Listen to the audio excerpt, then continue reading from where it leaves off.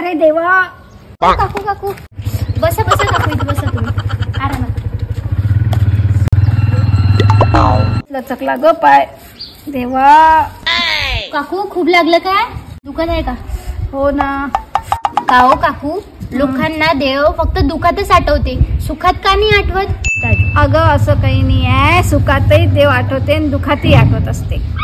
बघा ना काकू, आता तुम्हाला थोडस लागलं तर तुम्ही देवा देवा करायला लागल्या. आनंदात तर कधी देवाची आठवण नाही काढली. असं तुला वाटते? ह्या माझं जाऊ दे, ती भिकारी नेऊन राहिली ना, तिची परीक्षा घेऊ आपण आता. बरं बरं ठीक आहे. बाई देऊ बाई, काही वाढवो माय. ओ बाई, आज काहीच नाही बनवलं, उद्या यायचं. देवा देवा, आज कोणाच्याच घरी भिक्षा भेटली नाही, पुढच्या घरी तरी मिळू दे ग रे देवा. अहो काकू, काल हीच बाई आली होती भिक्षा मागायला. तुम्ही हिला भिक्षा दिली, पण तेव्हा तर हिने देवाचं नाव नाही घेतलं.